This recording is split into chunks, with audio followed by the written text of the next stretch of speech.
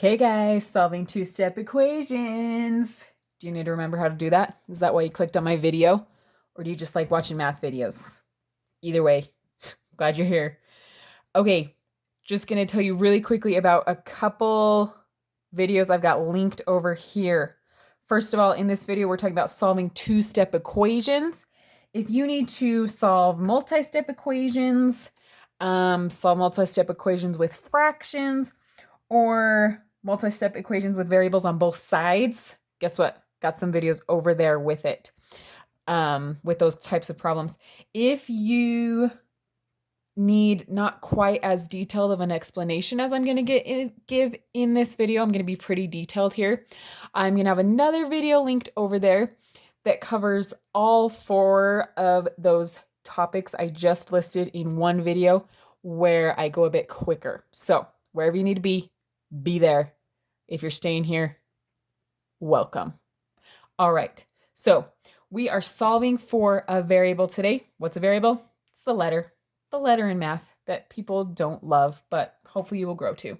Okay, when a variable is written right next to a number like that, they're being multiplied. Okay, this is 5 times x. So what they want to know is 5 times a number that we're calling x because we don't know what number it is, plus 2 equals 17. So they want to know what number times 5 plus 2 is 17. Now, if you thought about that hard enough, you could probably figure it out without even writing anything down.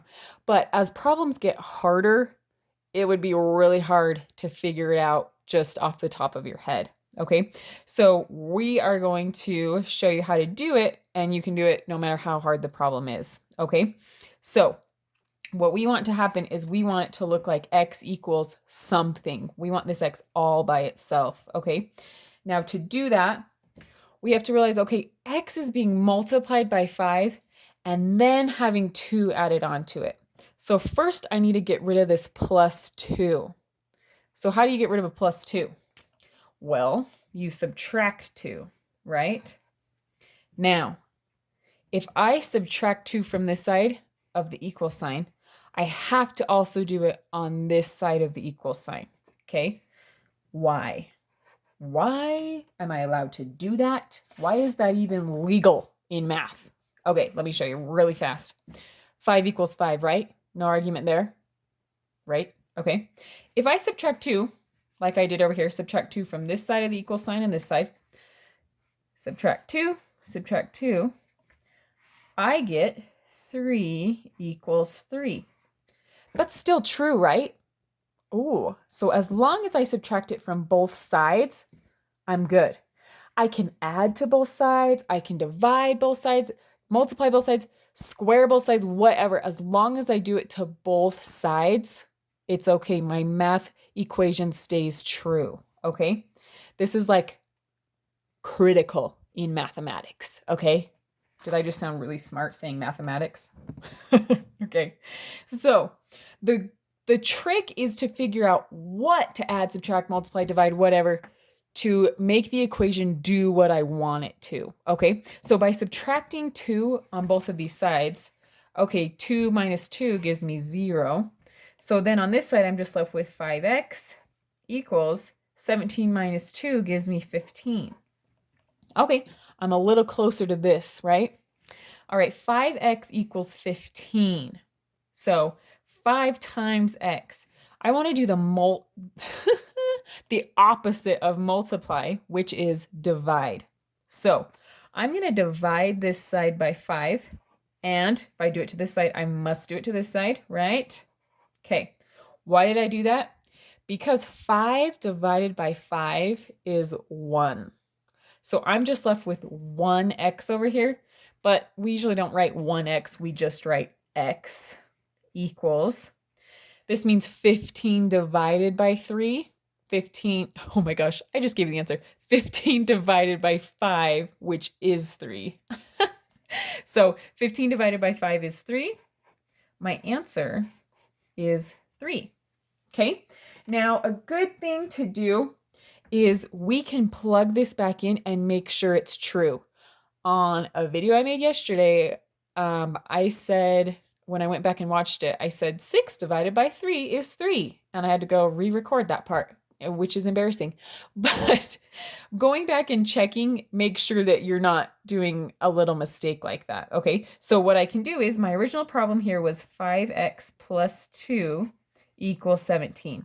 I'm going to plug this 3 in there to make sure I get the right answer, okay? So this is 5x, so 5 times 3 plus 2, we're hoping that equals 17.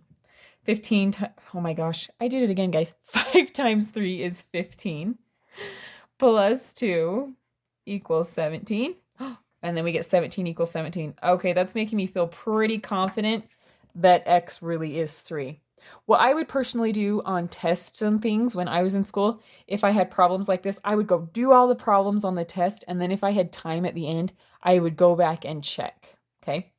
That was my strategy. I don't know if it works for you. Wonderful. Now, I'm not going to go check all of these because that'll take a long time, but always a good habit to get into if you have the time, okay? All right, they don't always use X. Sometimes they use other letters. Here we've got N. All right, so we've got -2 times N minus 4 equals -10. Now, with the negatives in there, that's going to make it a little harder to just figure it out, right?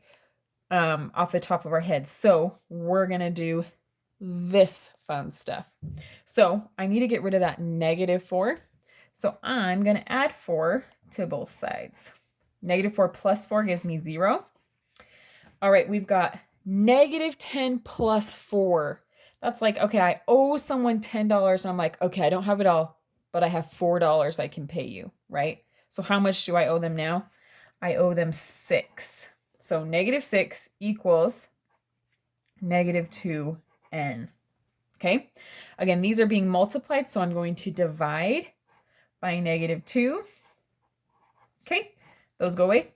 -6 divided by -2. A negative divided by a negative is always a positive, so I know my answer is going to be positive. 6 divided by 2 gives me 3. 3 equals n. Woohoo! If you have a minute, stick that back in there and make sure it equals -10. Okay? All right. Oh no. Fractions. Everybody hates them, but they shouldn't. Fractions get a bad rap, and they are a wonderful blessing to the world. Okay, we've got x divided by 4 plus 3. So x is being divided by 4, then having 3 added on to it. So we need to get rid of the 3 first. So I'm going to subtract 3. Both sides, right? That goes away. So on this side, I'm left with x over 4 equals -4 minus 3. Okay, I owe someone $4. I got to borrow another $3 from them. So now I owe them 7, right? Dang. All right. Now I've got x divided by 4. The opposite of divide is multiply. So I'm going to multiply this side by 4 and this side by 4. 4 over 4 gives me 1. So I'm left with 1x, or just x, equals, I've got a negative times a positive, which always gives me a negative. 7 times 4 is 28. Yes. As always, if you have a minute, stick it back in there. Make sure we're good. All right. K minus 5 over 2 equals 4. Oh man, this is even a nastier fraction. We got 2 things up here. Okay, now we got to think K is being subtracted by 5 and then divided by 2. So we need to get rid of the 2 first. Okay, this whole thing is being divided by 2. So I'm going to multiply this whole side by 2. Okay, that means I need to multiply this whole side by 2. Yeah, 2 over 2. Guess what? Fraction gone. You're welcome. It's not even scary anymore. K minus 5 equals 4 times 2 is 8. Look at that. Now it's just like even simpler than these guys. All right. I need to get rid of the 5 now, -5. So I'm going to add 5. Yes. So K equals 13. All right. You can plug it in if you want. Make sure we're right. Okay. Last one. All right.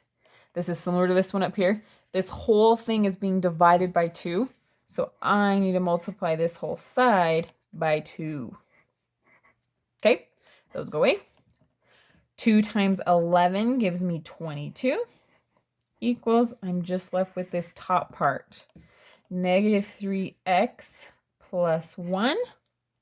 Okay, I got to subtract this 1, both sides. So I've got 21 equals negative 3x. What am I going to do? The opposite of multiply, so divide by negative 3 on both sides. That goes to 1. Then I've got a positive divided by a negative, so my answer is going to be negative. 21 divided by 3 gives me 7. So negative 7 equals x. Look at that. All done. All right, if you need help with similar problems, but a little more complicated, go ahead and check out those videos I mentioned at the beginning. But hopefully this makes sense and you're going to zoom through your math homework and go to bed and have dreams of math that aren't nightmares.